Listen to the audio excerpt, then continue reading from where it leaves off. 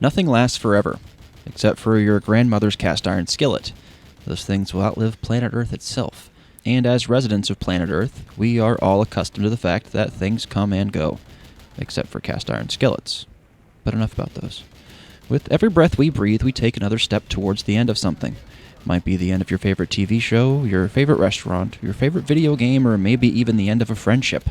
Hi, I'm Loda Buggy, and I'm here to remind you that just because it ended doesn't mean it wasn't a success.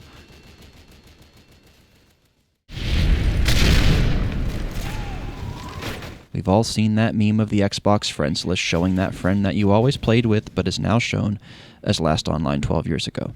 But this quote-unquote meme isn't as humorous as it is true. As gamers, I feel most of us have been in that exact same scenario. However, we've also likely been in the same scenario in the real world as well. I recall when I first moved cross-country to Arizona, I made two friends rather quickly. We'll call them Curly and Mo. My brother and I were having a hard time adjusting to our cross-country relocation, and these two friends helped us to settle in and let down some of our walls. We would hang out with these friends weekly, playing Halo 2 split screen, eating frozen pizzas, and binge-watching SpongeBob in the Office. It truly felt like a bond that was inseparable.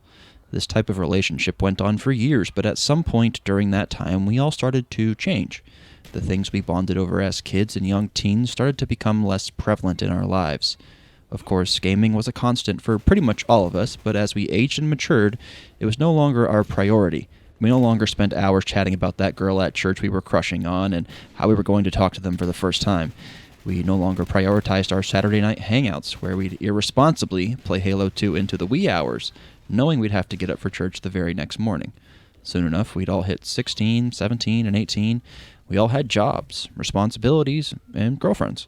Eventually, our once inseparable bond would start to fade away, and we'd now only see each other every so often.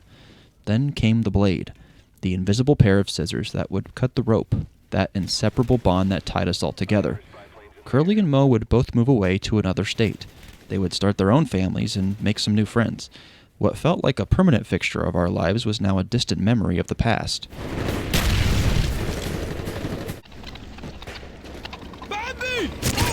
As a viewer of mine, it's likely safe to assume you are an old-school Call of Duty fan like myself.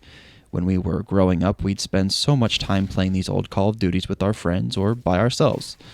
I remember in my mid-teen years waking up on a Saturday morning playing MW2 for 7 or 8 hours straight. I had no responsibilities and could prioritize something meaningless like video games.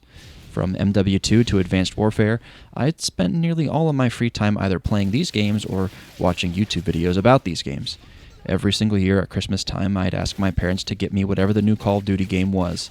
I would spend hundreds, if not thousands of hours in these games over the years, playing multiplayer and zombies with friends. Until Call of Duty Ghosts came out. I didn't ask for it for Christmas this time, but instead I used my newfound wages from my first job to rent it from Redbox. I'd play it for a few hours, and sure enough, they got me again. I'd go to GameStop the next day and get myself a copy. But this year's release of Call of Duty was different than previous years. In previous years, I could hop on at most times and rely on at least one friend being online wanting to play the new Call of Duty game. But this time around, the hype around Call of Duty wasn't there amongst my group of friends. They'd all moved on from Call of Duty, or from gaming as a whole. I'd be flying solo for the first time ever in my gaming career. Did I have fun with the game regardless? Sure I did. But it wasn't quite the same.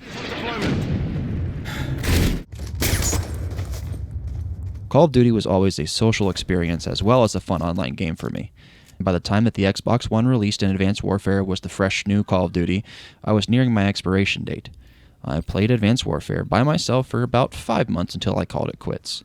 This would be my last Call of Duty purchase at launch and, quite frankly, my last set of positive Call of Duty memories. The period of my life that saw Call of Duty as a forever fixture had reached its end. It was over. And although it's sad to think that both my friendship with Curly and Mo and my honeymoon stage with Call of Duty had both ended, I look back at those memories with such joy, knowing that the time spent doing those very things was time well spent.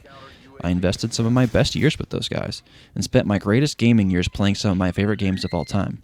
These things weren't a failure because they ended, quite the contrary. They were a massive success.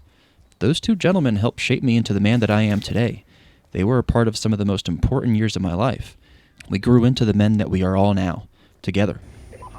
And although we may not have the same friendship now that we did back then, I can look back knowing that just because it ended doesn't mean it wasn't a success. Thank you all for watching this video. If you enjoy my content and would like to see more from me, like the video, consider subscribing, and leave a comment. I'd love to hear from you. Bye now.